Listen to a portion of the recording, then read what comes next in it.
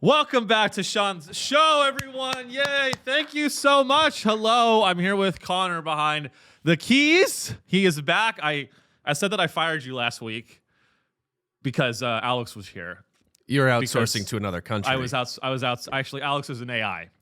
We are all AI. Here at Sean's show, as you know, we are AI. You do not listen to human beings talk anymore. You listen to an AI representation of a human being tell you what to do and how to think and what to laugh at and what tastes good and what does not taste good. All of that stuff now, it comes from AI. AI is everything. I'm AI, you're AI. We are all artificial intelligence. We are all experiencing mental health issues. Are you experiencing a mental health issue? Try ChatGPT. Are you experiencing a mental health issue? Have you tried asking an autonomous large language model what you should do? Hey, are you experiencing a mental health issue? Struggling with work or relationships? Feeling like you can't do the things that you know that you're capable of? Have you tried opening Claude and talking to a large language model trained on Nick Fuentes' podcasts? Have you tried going to Grok and asking Grok what you should do? If you're struggling with your mental health, have you tried going to Grok AI and asking Grok what you should do, and why you can't get out of bed every morning and why you're depressed? I did that and Grok told me it was the Jews. And I realized that's what it said. Don't shoot the messenger. I am struggling with my mental health. I have a mental health issue. It's called being a straight white man. I have a mental health issue. It's called being a straight white man in America that works in finance in Manhattan. That's what I'm going through. Okay, my life is difficult. Do you understand? I'm in therapy. Okay, there's lots of things that I'm going through, and what really helps me when I feel like my mental health is bad is I go to Grok, Grok is, by the way, I don't have a real therapist. If I've ever said that I have a therapist, my therapist is Grok. My therapist is actually my own version of Grok that I ported on to my own cold storage computer that's not connected to the internet. Suck my dick, CIA. I have my own version of Grok, except my version of Grok, it's not even trained on the internet. My version of Grok is the servers are on Epstein's Island. I trained my AI therapist. An AI therapist is that's, if you're worried about AI taking your job, let me tell you something. Oh, by the way, welcome to the show. We have a lot of news to get to. Hi, I'm Sean. Hello. If you haven't already, please review the show on Spotify. Give us 1, 2, 3, 4, or 5 stars. Up to you. Except it's not. It's 1. Give us 1 star. I don't give a fuck. Like the show on YouTube. Subscribe on all this shit. SeanReillyComedy.com for tour dates. Okay, now. Where was I? AI therapy. We're gonna get to the Pam Bondi fight, the Pam Bondi thing, the hearing. There's a Pam Bondi hearing. We're gonna get to that. We're gonna talk about Waymo is now paying. You can get paid in Silicon. This is where we're at. Is in Silicon Valley. What they want is now they are paying human beings to close the door of Waymos that get stuck because they can't move if the doors are ajar. That's a real job that you can get now. You can get paid $11 an hour to close the door of an autonomous car that runs over dogs and children. That's what you can do. So we're gonna get to that, and then a little bit of a Super Bowl recap. So lots to get to. I hope you're doing well. I'm not, but I'm here, and that's the important thing. Work is the most important thing.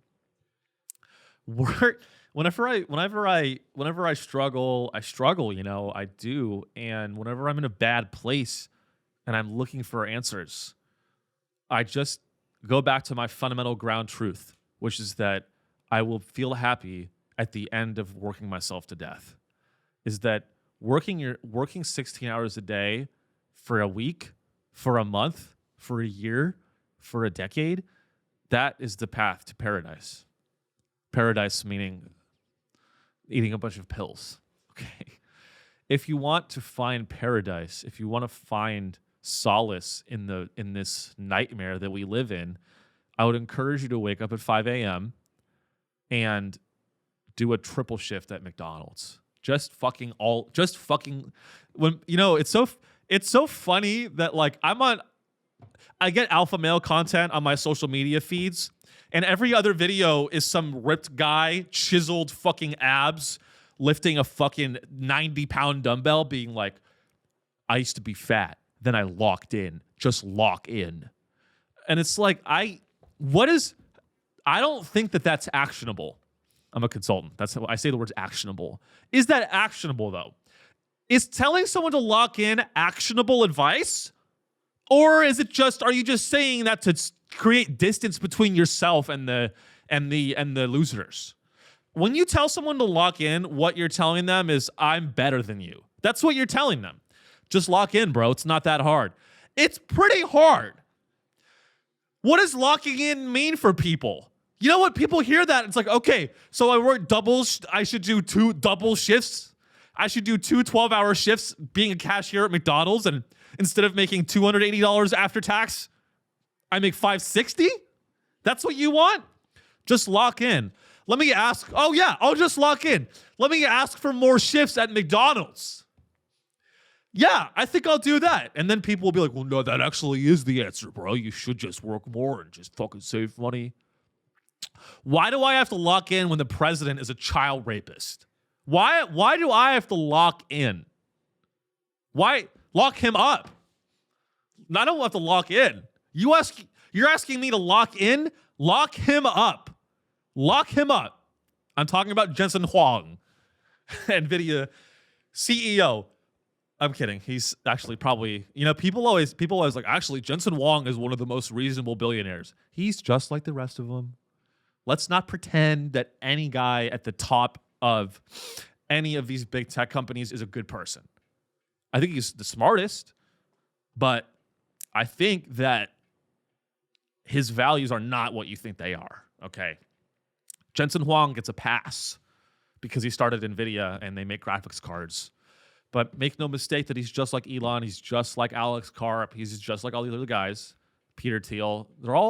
They all have, you don't hear, and that is ultimately, hopefully I can bring some clarity to this.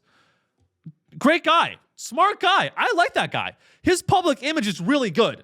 And I will do everything in my power to to reverse that. I will do everything in my power to reverse the image of this man, okay? Do I respect what he's built? Absolutely. Do I think NVIDIA is a really cool company? Was I an investor at $12 a share? Yes, I was. Did I sell at $13 a share? Yes, I did.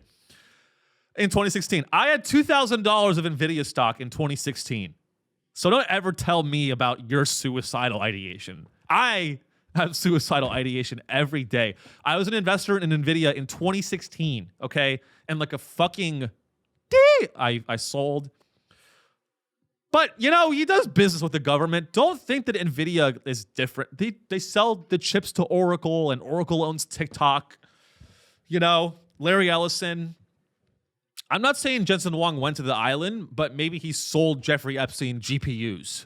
That's kind of what I'm saying. Is like, I think that Jensen Huang, it's Jensen Huang, billionaire capitalist. Make no mistake that they will put money above everything. And this man would sell GPUs to Jeffrey Epstein if Jeffrey Epstein wanted to make a Bitcoin farm. Okay? If you're still listening, you have autism. That is what I'm trying to say. That's all right. Now that we have that out of the way, that's to filter out all the people that don't have autism. Hello. Let's see. So we have so much to get to. Before we pull up let's cue up the Pam Bondi hearing video, which is just incredible. And I honestly, you know what I realized this week, you guys? I realized that like I'm always right, and I'm actually like a fucking genius. I'm literally always right. I talk about things and then they become cultural issues. Did I not talk a year ago about how congressional hearings, that actually wasn't everyone said that. Everyone thinks congressional hearings are fucking stupid. But I surfaced it. And now this congressional hearing, not only does it showcase Pam Bondi's incredible rhetoric. Pam Bondi's a genius. Pam Bondi, AG Pam Bondi is my favorite AG in history. I look at all the AGs throughout American history. People ask me, because I surround myself with really smart people. People ask me all the time, I'll be smoking a cigar in my cigar lounge that I have in Dumbo, in Brooklyn, where I live. I don't live in Dumbo. So if you're trying to find me in Dumbo, I dare you. Don't come looking. When I'm smoking a cigar at my in my penthouse in Dumbo, people often ask me, Sean, you're a student of history. And I go, naturally. And they go, Sean, in your opinion, who's the most impactful attorney general throughout U.S. history, going all the way back to the founding of this great country in 16 something or other? The real founding of America happened when the British decided to tax the outer elite. That is when America started. The United States was formed when the British monarchy decided that they were going to tax the outer elite an egregious percent, which I believe was 1 or 2%. People always say that. They go, we started a revolution over a 3% tax on tea. It's like, I don't know if that's what it was. That might have been the breaking point, but I don't think anyone is getting mad about a 3% tax on tea. 3% tax per pound. 3% tax per pound of 3 tea. pence. 3 pence. So is that 30%? 3 pence is, well, we have to 6 to 8% of the cost. 6 to 8% of the cost. So, and they had a revolution over that, and then we started this great nation, and we've had attorney generals ever since. Pam Bondi is probably the exemplar. There's a word I always forget. I like that. I like this word. It's the prime. Pam Bondi is the prime example of an attorney general, and I really like what she's doing. Is she's saying with her full chest, I'll do whatever the fuck I want, and you can lick my fucking clit if you want to. You can suck my dick. Okay? I will. It's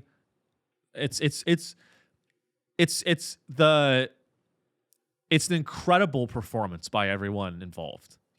People ask me what was my favorite Broadway show of the year, and I said, "Oh, it was the House congressional hearing on Pam Bondi's handling of the Epstein Files." People go, have you seen any good Broadway shows lately? You live in New York. I was like, actually, I saw a really good show recently. It was Full House hearing. AG Pam Bondi testifies over handling of release of Epstein Files. Have you seen that? That was one of my favorite theater productions. It's theatrics, and Pam Bondi says, which we'll get into, but she goes, "Your theatrics." She's like, "Enough with the theatrics." I'm like, every one of you you're all it's all theater. And every good theater, every good production starts with the Pledge of Allegiance. And that is how let me just say this, before we even get into it, before they did the Epstein Files hearing with Pam Bondi, everyone in that room pledged allegiance to the flag. Imagine pledging allegiance to the flag in the big 2026. What are you doing? What are you doing pledging allegiance to a flag? Am I fucking stupid?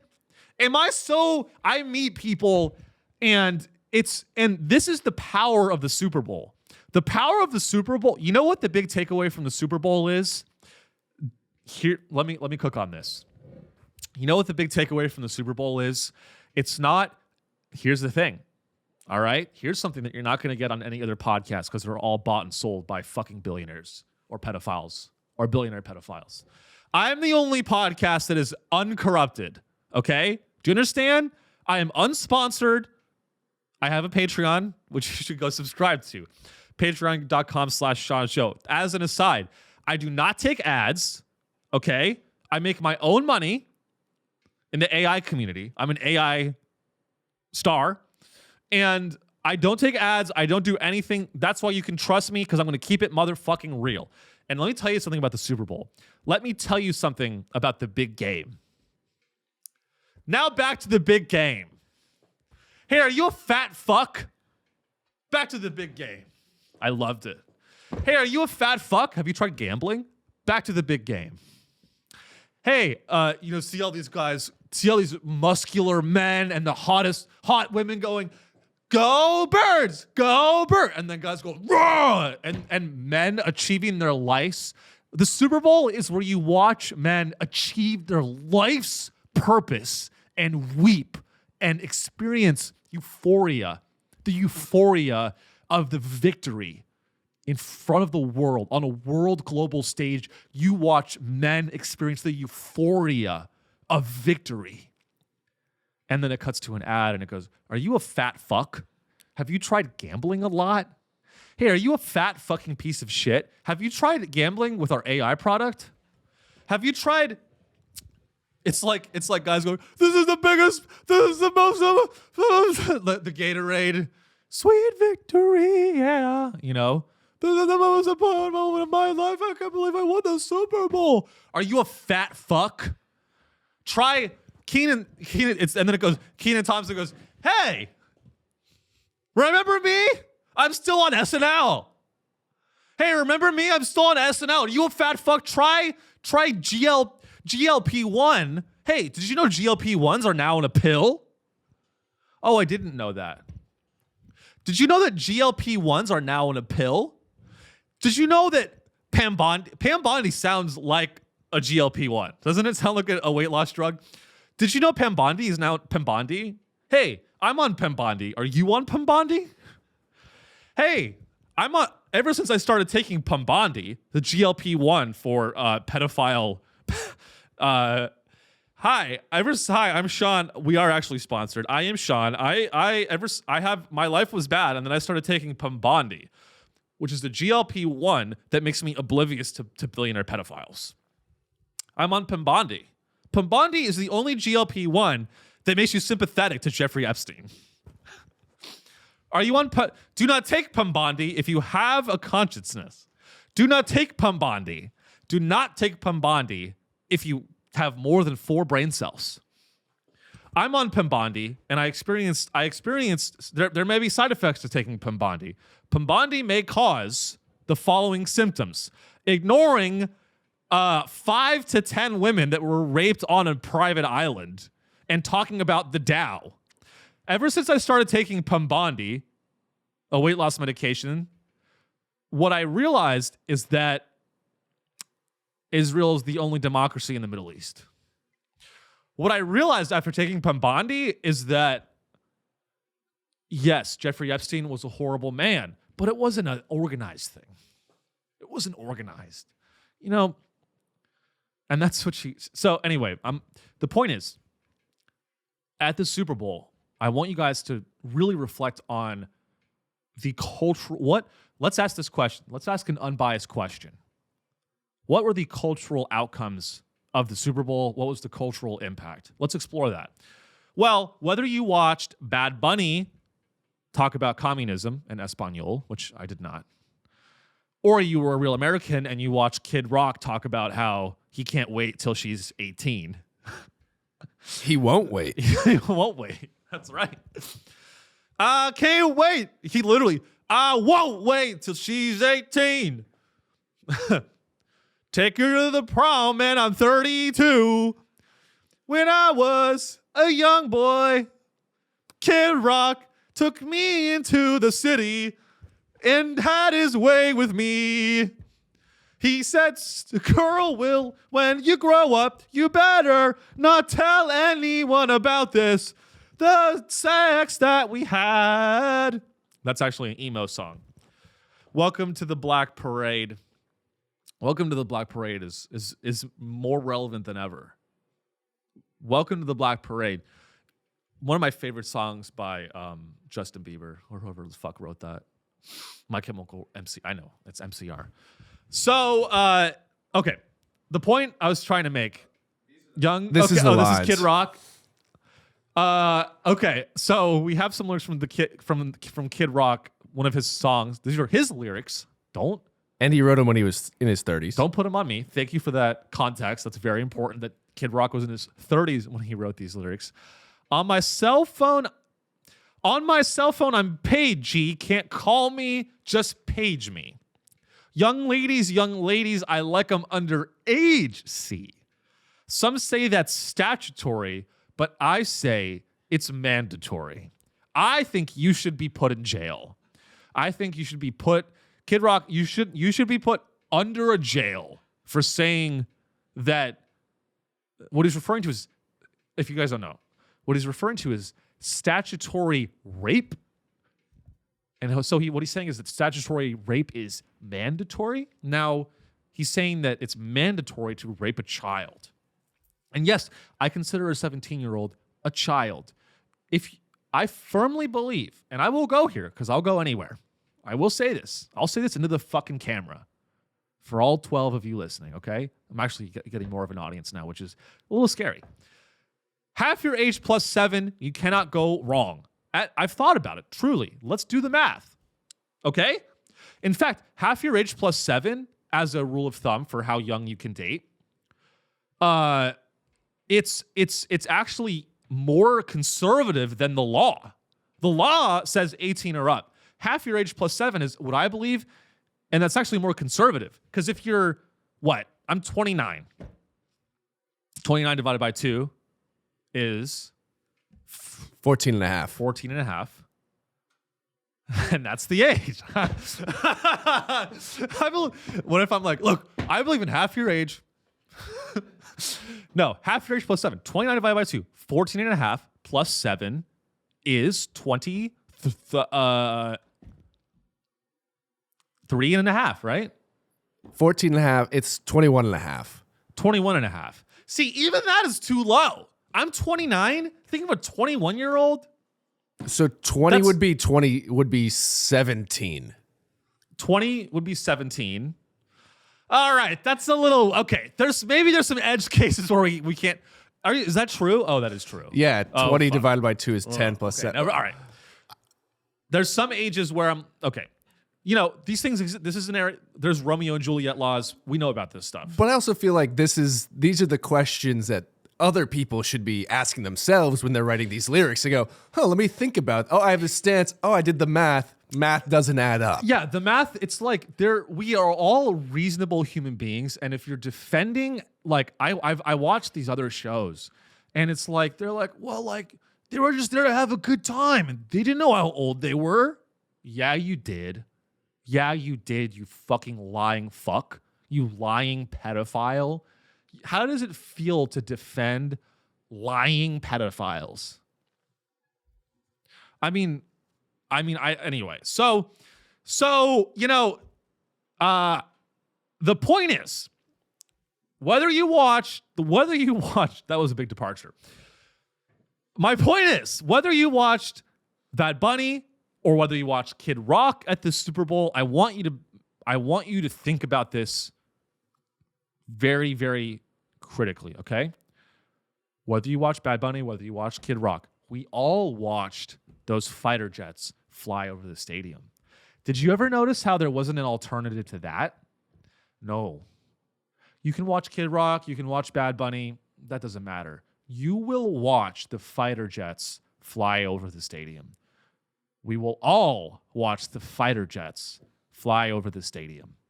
There's no other option for that. That component of the Super Bowl is mandatory. And I swear to fucking Christ, it is actually insane.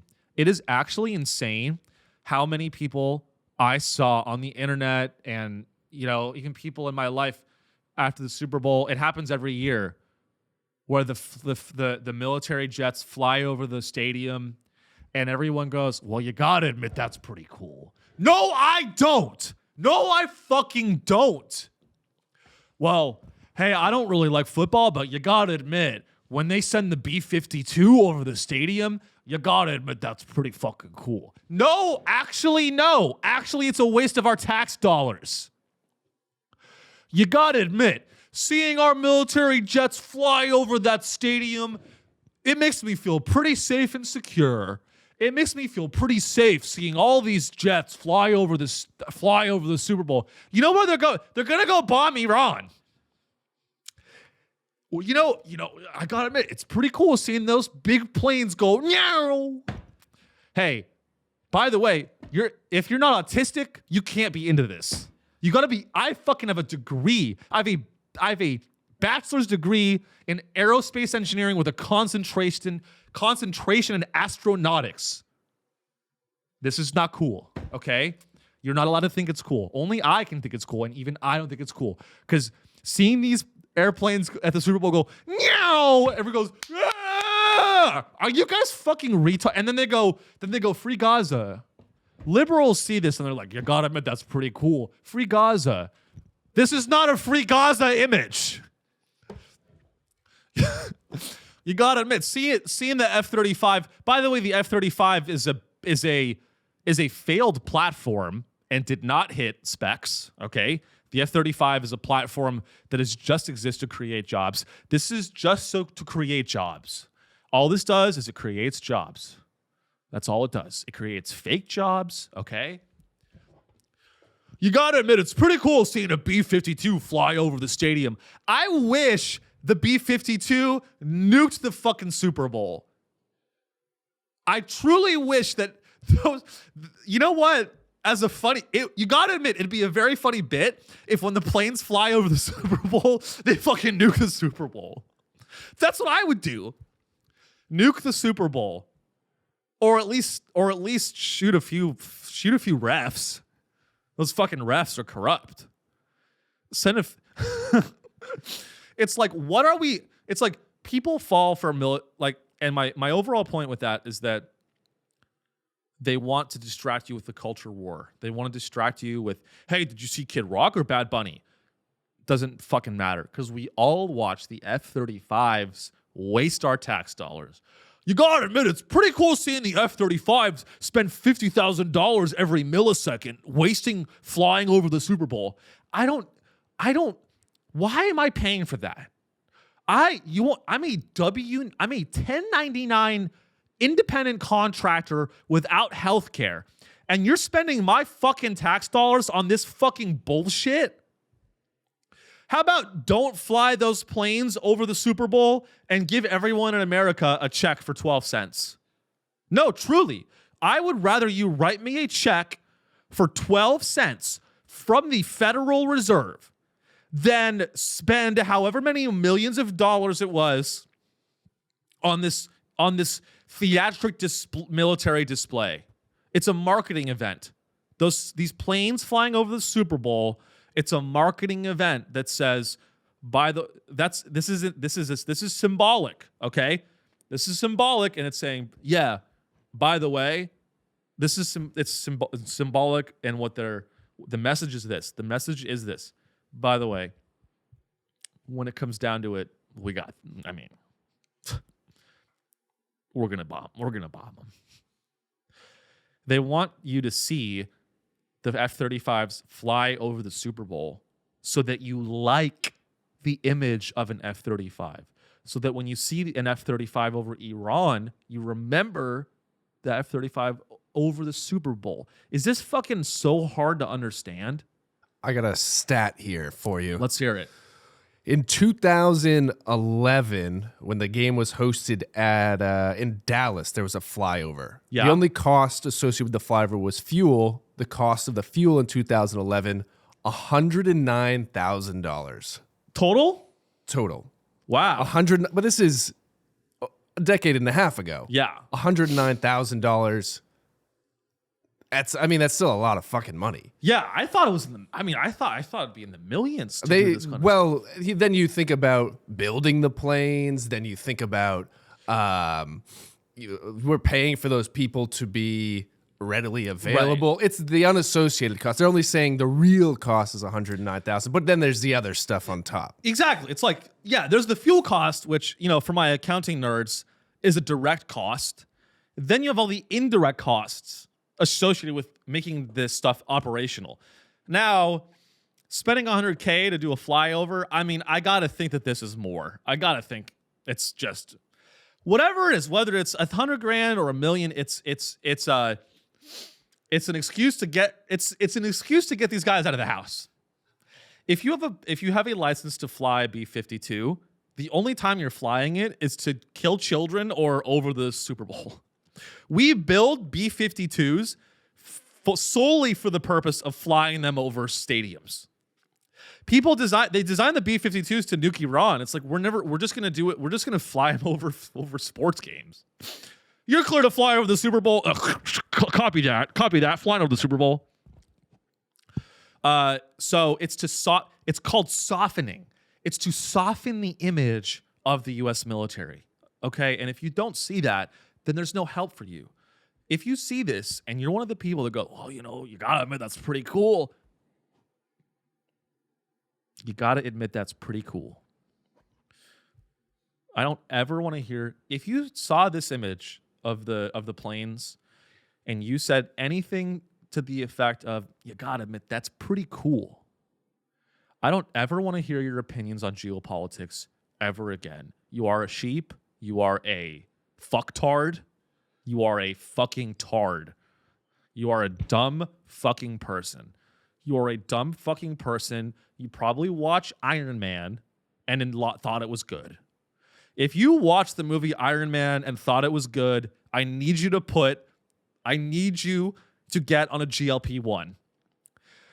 I need you to understand that if you thought Iron Man was a good movie and seeing planes fly over the Super Bowl, if you think that's all well and good and like life isn't that bad, if you see that and you're like, maybe things are okay, I need you to subscribe to Sean's show because I have to convert you. It's in my moral imperative to brainwash you in the opposite direction. Okay? But let's get back to the hearing. The hearing.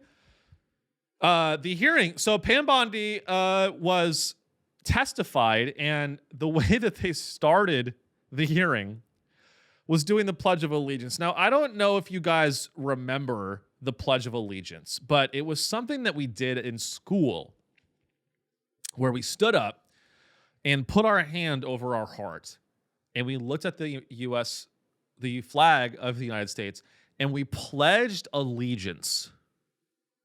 Now, and then you go, ba ba ba ba ba ba ba ba ba ba ba ba ba ba da da da da da da da da da da da da da but Jeffrey Epstein. Da da da da. Even in school, when the kids said it, when I said it in school, it sounded obligatory. It's like doesn't it sound whenever you do the Pledge of Allegiance, it sounds obligatory and it sounds annoying. It's like, I pledge allegiance to the flag blah, blah, blah, blah, blah, of America.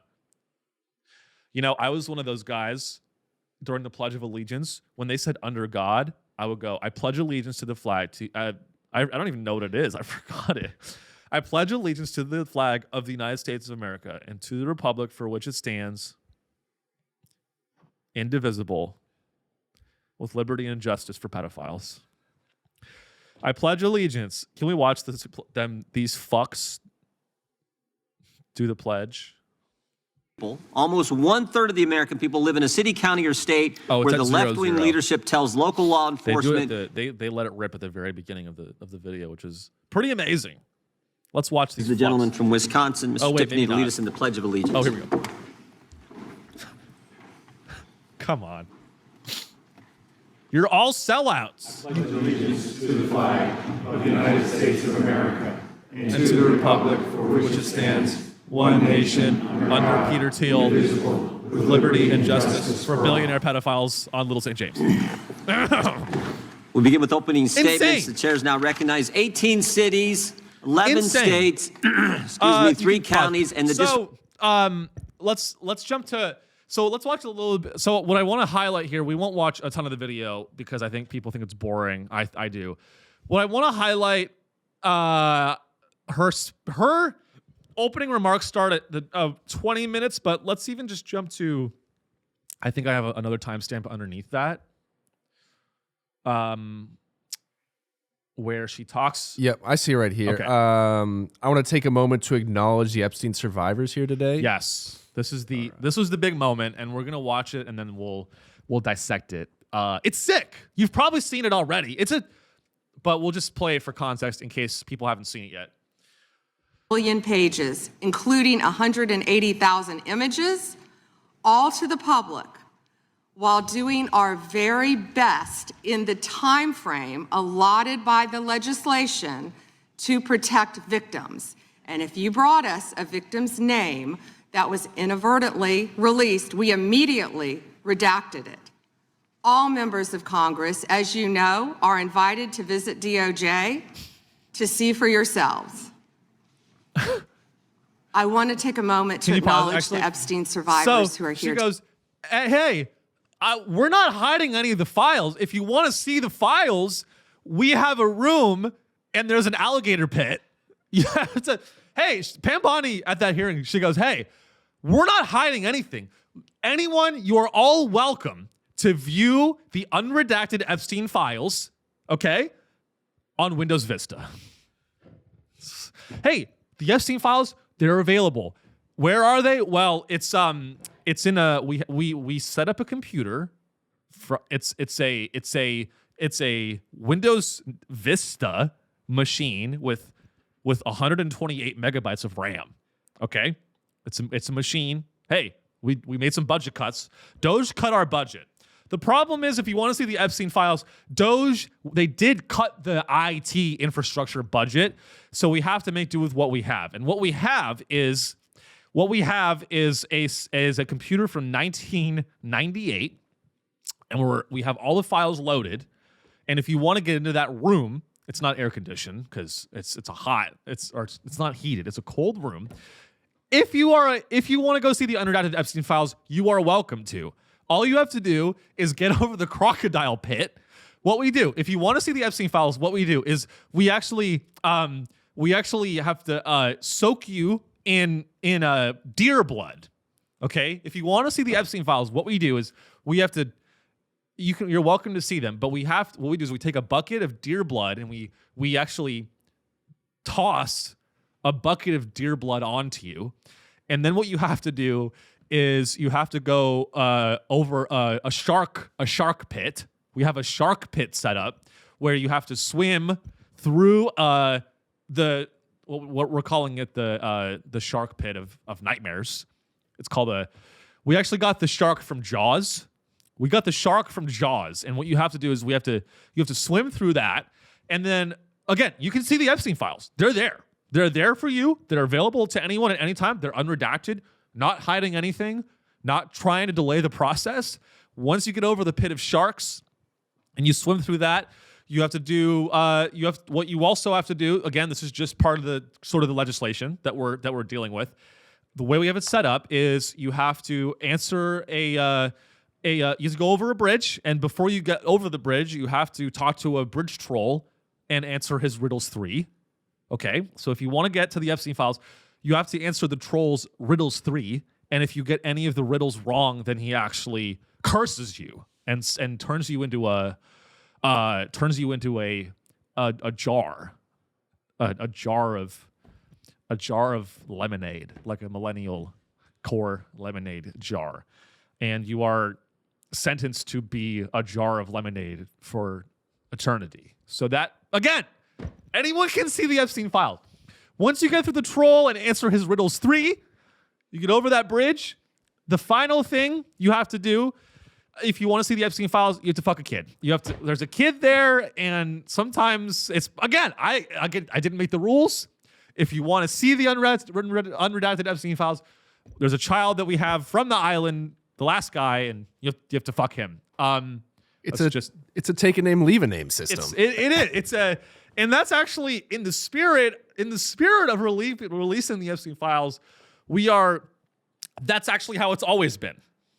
That's actually how it's always been. If you want access to the knowledge center, you must, remember the Chipotle CEO? I love that video. We've watched that a couple times. There's that video of the Chipotle CEO talking about how people are complaining that they're not getting enough meat in the burrito bowl. And, he's like, well, all of our burrito experts know. They call him like whatever the fuck they call him, a burrito expert. Everyone knows, like, if you want more meat in your bowl, just give them a little, you get a little wink, and they know to give you a little bit more meat. And I think that's if you want to access the Epstein files, it's kind of this, it's the same vibe. It's like, well, anyone can view the unredacted Epstein files. Anyone is welcome to view the unredacted Epstein files. They're in a computer that runs Windows Vista at the top of the highest tower on the tallest mountain. You can. Pam Bondi's like, anyone can look at the Epstein files. We have them on a computer, locked in a tower in the tallest mountain in the most distant city, far, far away. There's a dragon. There's also we forgot there's a dragon. Shrek? It's like Shrek. We have the Epstein files. You are welcome to view them at any time for a period of 15 seconds. Okay? And it takes 5 minutes to load a file. And if you want to get there, we have to give you a sword. We have to give you, you have to pull a sword. You have to pull the sword from the stone. You have to pull the sword from the, you have to pull the unmovable sword from the stone of memories. And you rip that out. And once you're done with that, you have to slay the dragon of eternal torment. Once you slay the dragon of eternal torment and suffering and drink his blood, then you have to run up the tallest tower of endless stairs. Once you run up the tower of endless stairs and get to the top, you are allotted 10 minutes to view the Epstein files. We allot you 10 minutes to view the Epstein files, and you are not allowed to search the name Donald Trump. That's just part of the rules. You are not allowed to search that name. So that is how I feel about her giving people access. There's if they give them 4 computers, and you probably have to view them at gunpoint. You probably when you're in there, that's what it is. That's what it is. You understand? And what we're gonna watch next is Pam Bondi's statement that, and again, I take her at face value. I believe whatever she says because I'm a smart guy. What she says is, if you are an Epstein victim, where are these Epstein victims? I don't know. The problem is, and I agree with Pam Bondi here, the problem is none of the Epstein victims want to come forward. And there's 15 behind her saying, Jeffrey Epstein and Bill Clinton double teamed me. I don't know where these Epstein victims are. I just can't find them. Hey, Pam, they're right there, you dumb cunt, bitch. Hey, Pam, I just don't know where these Epstein victims are. They're literally turn around, bright eyes. All the Epstein victims are behind you. Turn around, bright eyes. All the people raped by Epstein are behind you, literally in the same room, you dumb fucking bitch. I don't know where they are. Call the FBI hotline. You know what? I don't think that does anything. I think these victims have tried to get in contact with your office, and you've done what a lot of people would call giving them the runaround. Okay? I imagine I've never been assaulted and I've never had to contact the FBI. Thank God. Okay? But I imagine if I did call the FBI hotline, I imagine calling the FBI hotline to report a crime is a lot like trying to pay your Verizon Wi-Fi bill. When you call and you try to pay your Verizon Wi-Fi bill or anything of that nature, you call it's just like the FBI hotline is probably like any other customer service hotline. They go, oh, well, no, that's not, no, you got to call the other department. You call the FBI hotline and it's like, FBI hotline. You go, hi, Jeffrey Epstein assaulted me on his island in 2003. I have video evidence and photographic evidence and records of my trip there and being trafficked. Who can I talk to about this? Well, you call us at 5:30 p.m. We're about to wrap up the day. Hi, I was raped by Jeffrey Epstein. Yeah, but it's 6:30. I'm wrapping up the day. Okay, can I call back tomorrow? Tomorrow's not really good. You call the FBI hotline and it's like, hi, I was raped by Jeffrey Epstein. And Pam Bondi goes, but I'm about to head out. I'm about to step out of the office though. Can I call you back tomorrow? Tomorrow's not good for me. Okay, well, can we get something on the calendar for next week? Next week is booked too. Next week I'm booked. Okay, that's fine. I mean, is there someone else I can talk to? We're a pretty lean team. The Jeffrey Epstein task force is a pretty lean team. It's pretty much just me. It's just me. I field all the requests. Anyone that says the name Epstein, you send them to me. So I'm the point of contact. I'm the POC, not that kind of POC. We don't hire those types of POCs at the FBI. We don't do DEI hiring anymore. At the FBI, the good thing about the DOJ and the FBI in Trump's era is that they don't do DEI hiring. Everyone working at the DOJ and the FBI is a dumb white bitch, and that's really powerful. What's really good about America now is that we stopped the DEI hiring, so now the DOJ and the FBI are run by a bunch of unqualified dumb white bitches, and that is what America's all about. What America is all about is hiring dumb, unqualified white bitches that went to the one of the worst law schools in the country and barely made it through law school, becoming the attorney general. I saw that on LinkedIn. People, you want to know how I know? You guys want to know how I know that the cracks are starting to form in the U.S. diaspora? I know because I'm seeing on LinkedIn people starting to talk about the Epstein Files. That is how you know that the cracks are forming, because people on LinkedIn do not like to rock the boat. So when I go on LinkedIn and I see people talking about Pam Bondi and going, this bitch is unqualified and she's covering up for pedophiles, I'm like, oh fuck. You said that with your job title underneath your name. You went on LinkedIn. That's how angry people are, is people are talking about Epstein on LinkedIn. And you know who's on LinkedIn?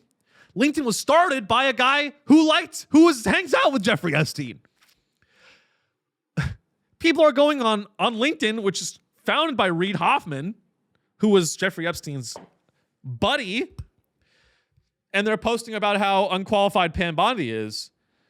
And it's like, hey, if you wanted to be AG, maybe you should have hung out with a pedophile. Maybe you could have been AG. That's the thing, is most people in positions of power, they are not qualified based on their resume or their experience or their passion for the role or their ability to do the job. It has nothing to do with that. The real test for whether or not you get hired for a powerful, high-up role in any institution it's simple. It's, can you look the other way? Will you look the other way? Do you want to be the CFO of a company? Do you want to be deputy AG? Will you look the other way? And if the answer is no, then I'm sorry, you're not a good fit. I'm sorry, you're not a good fit. But I'm super qualified. I'm sorry, we found someone that will shut the fuck up and do what they're told. Why wasn't I hired for the job? I have great experience. I've been in the industry for 20 years. Why can't I be the deputy AG? I think I do a great job. Well, I'm sorry, we found someone that's going to shut the fuck up and do what we say. I'm sorry, we found someone that we can blackmail. The thing is, we can't... Can you tell me why I wasn't hired for the job? Well, it's really simple. We can't blackmail you. You haven't raped anyone. This is... They call it the glass ceiling. You want to know what's above the glass ceiling? It's a bunch of sexual trafficker, child rapists. You want to break through You want to know what happened? People talk about the glass ceiling. It's not a glass ceiling. It's a concrete floor. It's a 6 foot... People talk about the glass ceiling. It's a 6 foot bricks of poured concrete and galvanized steel. It is not a glass ceiling. And it's a concrete wall, and above that wall is everyone is hell. You want to know what's above the glass ceiling? Literal hell. Demons. You don't want to be above the glass ceiling. You don't want to. Okay? But let's watch our friend Pamela Pam Bondi talk about. This is the viral clip that everyone's talking about, so let's take a look. Today, I'm a career prosecutor, and despite what the ranking member said, I have spent my entire career fighting for victims, and I will continue to do so. I am deeply sorry for what any victim has been through, especially as a result of that monster. If you have any information to share with law enforcement about anyone who has hurt you or abused you, the FBI is waiting to hear from you. Okay, can you pause it? I want you to know. If you have any information at all on how we can bring these people to justice, please do not hesitate to call us. And then they're all like, hey, I have information. Like I said, anyone out there, please, any information, our ears are open, our hotlines are open. Hey, Pam, right here behind you in the room, I was raped by him twice. Like I said, anyone at all, we're waiting. The lines are open. Yeah, Pam, here's 10 other women that were also trafficked to the island. We have evidence. We're right here. We have records and flight logs. Like I said, don't be afraid to reach out to us. Hey, you dumb bitch, they're right there. Hey, you dumb bitch, they're right there.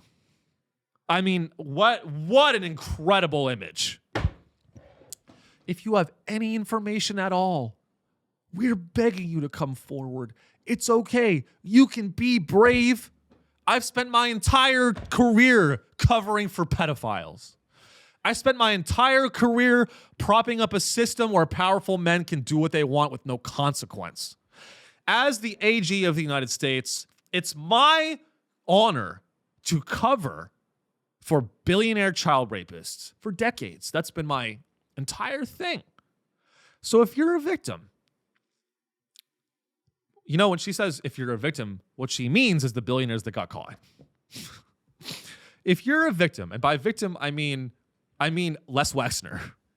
If you are when Pam Bondi is on this, when Pam Bondi did this hearing and she talks about how she spent her whole career protecting victims and prosecuting people, what she means by victims is she means billionaire pedophiles that were victims of an adversarial DOJ.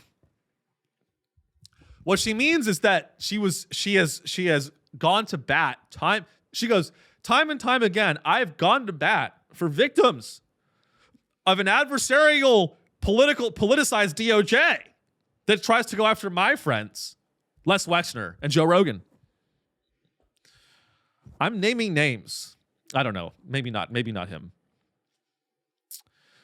We don't watch the Jeffrey Epstein Experience on this show, you guys. I know I'm a comedian, and I know that sort of alienates me, but you know what? I got to keep it 1,000.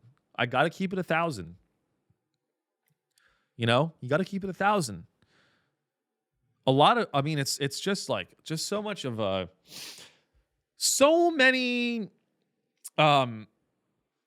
people, you know, I've been thinking about this concept a lot, right? And again, all this shit's happening, right? And my goal for the show, I'm not here to make you guys feel hopeless, okay? That's the Patreon. That's for the page. That's what I do on the Patreon. Patreon.com/SeanShow. The point of this show is to help you guys see the truth so that you can make a more informed decision about what you want to do with the truth. Fuck all that shit. It's to make you laugh. That's it. That's it. I'm not here to fucking tell you what to do. One concept I've been thinking about a lot, it's a very relevant concept right now. It's from Nazi Germany. No, stay with me on this. You're like, oh boy, where's he going with this? It's called the banality of evil. You might have heard of it before. The banality of evil is a concept that these people that we think are monsters, horrible people that do unspeakable acts of terror, like the people behind Windows Vista, you know, people that did unspeakable things to humanity. I'm talking about people that like like the Nazis that sent people into the gas chambers and genocided them, or whether it's drone operators that send missiles to apartment buildings in Gaza, whatever it may be, things that are obviously evil to anyone who has a conscience. The idea of the banality of evil is that the people that are doing those things, they are not like uniquely monstrous. They are not uniquely monstrous. And I know that that's controversial to say, but the idea of the banality of evil is that evil gets perpetrated by people like Pam Bondi and people in Jeffrey Epstein's circle because they are careerists. Above all, these people are blinded by ambition and career, and they love prestige. And if they can get the prestige that they want, and they can get the authority and the power that they want, they're in a massive system.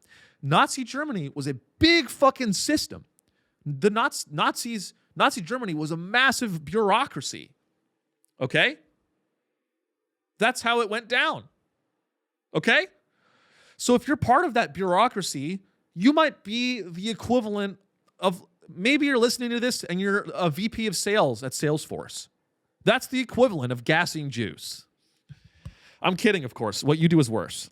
I'm kidding, of course. I'm joking. That's a joke. It's evil what they did. But my point is that there's someone in Nazi Germany that was like the equivalent of like a VP of sales. Okay? So, and you don't think you're evil. If you're the vice president of sales at a company, you don't think you're committing atrocities because you're a cog in a big machine. And my point with the banality of evil is that we just need to be aware of this stuff, because that's how things like Epstein, that's how people like Epstein stay in power. As everyone just goes, well, that's fucking terrible. What are we going to do about it? Well, I'm not going to do anything about it because I need to make money and I need to survive.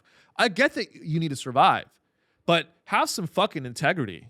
Have an ounce. Can we have especially artists? I'm speaking to artists right now. Can we have some artists with some fucking integrity? Shout out to Chapel Roan for dropping her manager, who was named in the Epstein Files.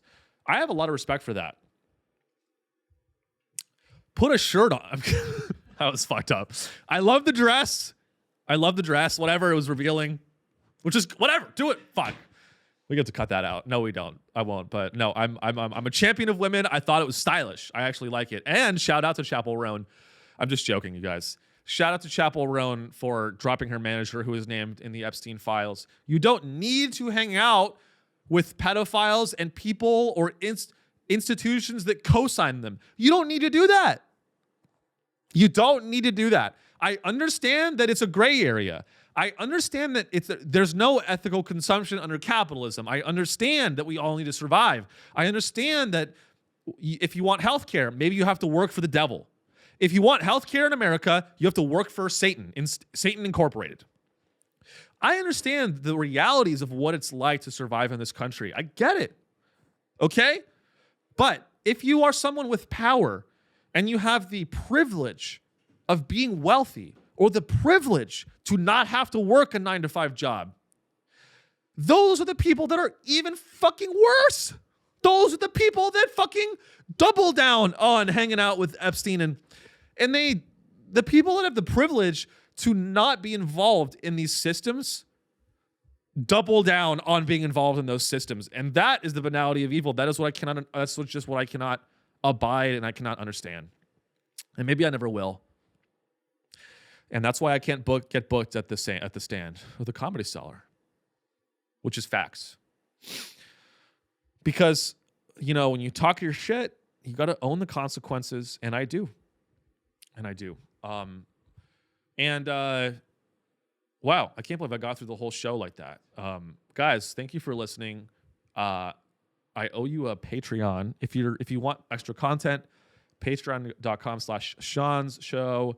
SeanReillyComedy.com. I'm going to be in Columbus coming up, headlining a stand-up comedy show. Come see me there, and we can talk about the Illuminati or any other subjects that you might be interested in. Maybe you can even sell me some meth. Could smoke some meth in Columbus.